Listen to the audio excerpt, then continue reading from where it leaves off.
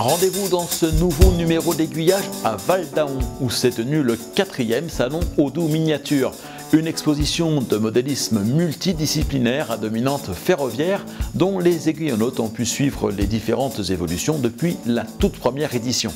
Cette année, le salon a franchi une nouvelle étape et est devenu international. Val-d'Aon, c'est dans le Haut-Doubs, à quelques kilomètres de Besançon. Et chaque année, pendant les vacances scolaires de la Toussaint, s'y tient le salon Odoo Miniature. Une exposition qui néanmoins se renouvelle à chaque édition. Ainsi, en 2015, pouvait-on découvrir cette maquette totalement hors norme du viaduc de Chaumont. Le plus souvent, lorsque des modélistes évoquent des ouvrages d'art de taille imposante, ils sont amenés à faire des concessions pour que tel pont ou tel viaduc puisse trouver une place sur leur module. Ici, pas du tout. Le viaduc de Chaumont était présenté à l'échelle 1/87e sans qu'une arche ne manque à l'appel. Résultat, une maquette de 7,50 m de long réalisée par David Meyer de l'association Rail 52.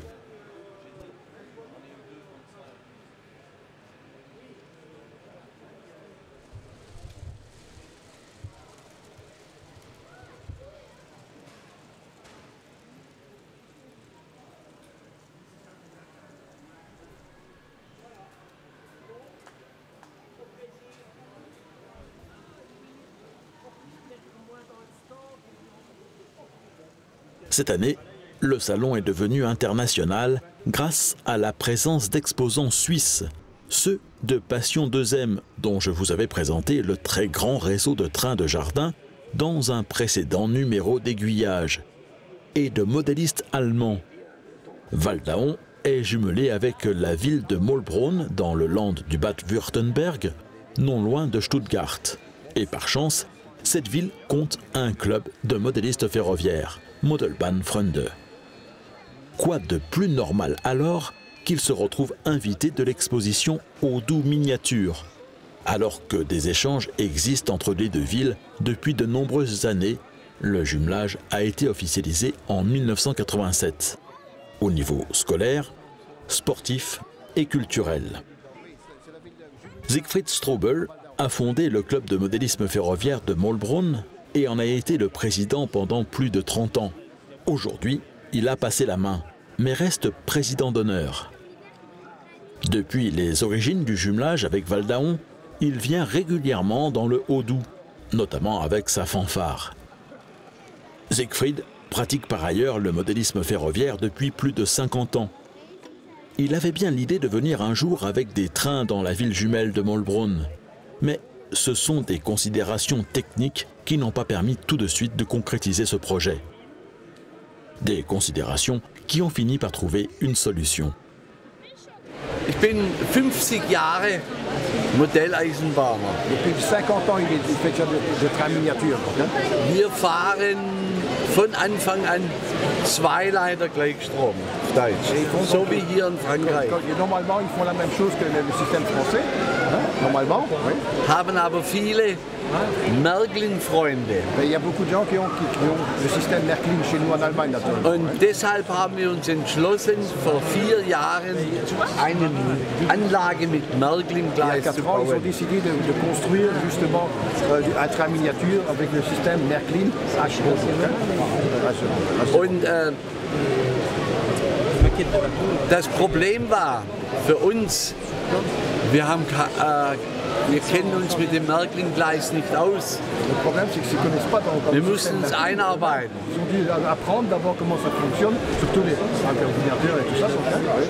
Und dann war die Idee, was bauen wir? Und der Gedanke war eine einfache Streckenführung mit schönem Gelände. Et ce qu'ils ont décidé, c'est d'abord de faire pas un circuit, mais seulement en un sens, enfin deux sens, avec naturellement un paysage. Und weitere Voraussetzung war Segmente, die handlich sind und nicht schwer. Et donc, ils ont pris des segments, donc on visse ensemble, donc, mais il faut qu'ils soient maniables, donc pas trop gros, pas trop lourd, etc. Donc, Denn wir haben eine sehr große Modellbahnanlage H0 in einem großen U2U. Da füllen wir die Hälfte der Turnhalle mit. ils sont chez eux un système à eau beaucoup plus grand, comme ça on pourrait remplir la moitié de la salle, donc, et ça ils sont Aber die Teile sind sehr schwer zum et c'est Transportieren. très lourd à transporter, ça fait que c'est pas maniable. Und wir haben immer wieder Anfragen, könnt ihr uns nicht besuchen? Et il y a eu des tas de demandes d'autres clubs de partout. Est-ce que vous ne pourriez pas venir avec votre système, votre paysage et tout ça? Bon. Das war dann die Grundidee C'est für pour ça diese qu'ils ont Anlagenform. décidé de bâtir ça. Donc, hein. Und als nächstes musste verwirklicht werden. Wir wollen die Kinder einbinden. Et donc, moi, ils voulaient que les enfants participent aussi, c'était le problème suivant. Und deshalb haben wir in unserer Hauptanlage viele Knöpfe, die die Kinder betätigen können. Und dann gibt es Aktionen.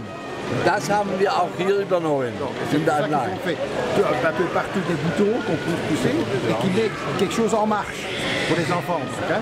Et c'est ce qu'ils ont fait ici à 3 endroits.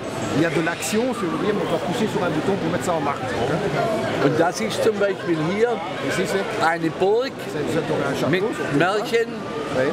C'est Dann- un conte que vous connaissez aussi, Raponce, c'est passé comme film aussi là. C'est qui est enfermé dans la tour, qui descend ses cheveux pour pleurer. C'est ça, oui. Donc c'est ça dans le château. Ouais. Und dann haben wir Un peu plus loin, oui. einen Lokschuppen Nous avons donc un hangar de locomotive. mit Ton und dann einen Weihnachtsmarkt. Et un peu plus loin, un marché de Noël, avec des mélodies de Noël, etc. Und wenn Sie später je Aufnahmen machen, dann sehen Sie die Freude der Kinder, wenn Weihnachtslieder erklingen. Et beaucoup plus tard, si vous prenez par hasard à ce moment-là des films, vous allez voir les enfants, oh, des chansons de Noël. Et ils Natürlich auf Französisch. la transforme française. On a fait des chansons françaises.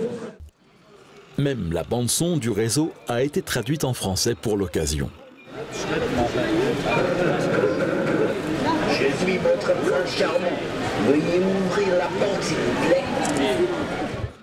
À propos de traduction, merci à Christian Amann qui est traducteur au Conseil de l'Europe et qui a assuré la traduction simultanée de cette interview. Ce qui est remarquable sur le réseau de l'association, c'est notamment le traitement du paysage enneigé. Et ce qui amusait beaucoup les visiteurs était de voir le train entrer dans un tunnel et en ressortir tout blanc.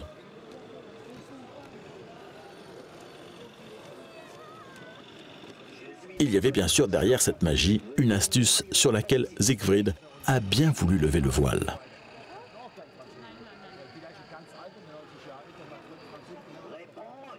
Descendez vos cheveux.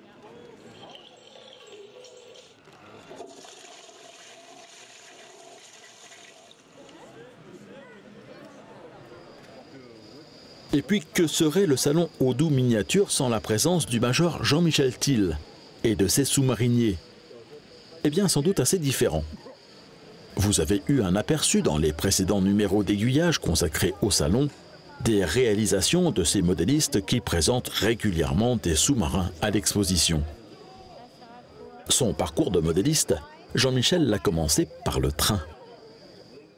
Ah bah ça date de tout petit, j'ai commencé par le train quand j'avais 10-12 ans là.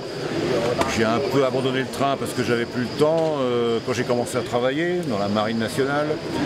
Et puis c'est à force de rencontrer des gens comme ça dans des salons où j'allais juste en spectateur que je me suis intéressé à la marine de guerre allemande, hein, puisque j'ai fait du sous-marin, j'ai un sous-marin allemand. J'ai fait un peu plus tard un sous-marin russe, là je suis passé à une vedette allemande. L'année dernière j'avais présenté mon Schnellboot tout seul et il a fallu que je trouve une idée pour cette année. Alors je me suis dit pourquoi pas en surfant sur internet où j'ai trouvé de très beaux dioramas faits par des étrangers. J'ai dit pourquoi pas faire un diorama moi aussi. Donc c'est une activité que je ne connaissais pas. Je ne m'étais jamais lancé là-dedans, donc petit à petit, en m'inspirant beaucoup d'images et de vidéos sur internet, j'ai fait ce petit diorama qui représente un port, un chargement de mon Schnellboot par de la marchandise qui est descendue de ce wagon tiré par une locomotive allemande BR86. Une remise, un atelier où on peut voir qu'il y a de la soudure à l'arc à l'intérieur, on travaille un peu. Derrière, la grue qui sort un sous-marin côtier Zehund de l'eau. Et voilà, une petite scénette d'1,30 m de large qui, ma foi, animée par de la lumière, par de la fumée, intéresse beaucoup les enfants, attire le regard des enfants et puis des plus grands aussi. Donc je suis vraiment très satisfait d'avoir travaillé pendant ces 8 mois pour préparer le salon de Val d'Aon et pour obtenir ce résultat qui, ma foi, intéresse beaucoup le public. Beaucoup de recherches pour réaliser ce diorama, mais pas dans le sens d'une réalité historique. La présence d'un Schnellboot dans un port et dont le ravitaillement serait assuré par un train est bien sûr de ce point de vue totalement imaginaire. Oui, c'est imaginaire, oui, je l'ai sorti de ma tête, parce qu'en fait les Schnellboot n'étaient jamais garés à l'air libre, n'étaient jamais à port à l'air libre, ils étaient toujours sous voûte, dans des bunkers sous voûte, parce que c'était à la fin de la guerre qu'ils ont navigué ces bateaux, dans les années 43, 44, 45, et ces années-là, il faut savoir que l'aviation américaine et anglaise était survolait beaucoup et bombardait pas mal le nord de la France, l'Allemagne aussi. Donc ces bateaux étaient à l'air libre, oui si on veut, uniquement quand ils étaient en mer. Sinon quand ils étaient à quai, c'était systématiquement sous bunker.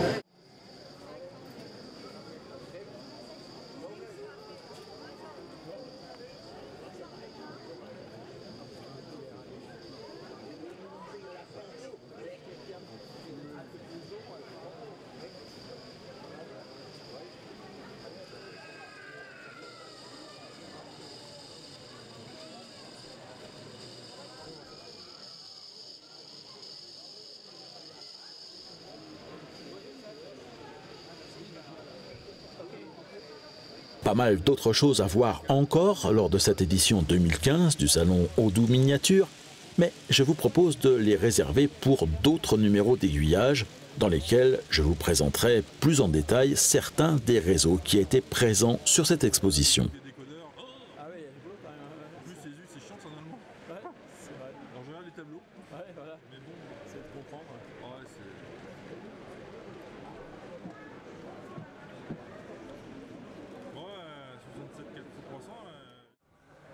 La semaine prochaine, c'est Noël qui tombe un vendredi, jour habituel de publication du grand reportage de fin de semaine d'aiguillage. La semaine suivante, ce sera au tour du jour de l'an de venir télescoper l'agenda d'aiguillage. Pour ces 2 vendredis un peu particuliers, je vous proposerai des numéros spéciaux d'aiguillage. Celui de Noël notamment sera plutôt tourné vers les enfants. Mais ne sommes-nous pas tous de grands enfants finalement? À la rentrée, le prochain rendez-vous traditionnel de fin de semaine nous ramènera dans une autre exposition dont la visite a commencé dans de précédents numéros d'aiguillage. Nous serons à Suffelweiersheim, en compagnie des réseaux et des membres de l'association des modélistes ferroviaires du centre, basée à Orléans. Aiguillage, ce sont chaque semaine 2 nouveaux reportages. Le lundi, les clips du lundi ou les images des aiguillonautes. Et le vendredi, un reportage plus long consacré au modélisme ferroviaire en début de mois, au tourisme ou au patrimoine ferroviaire le dernier vendredi.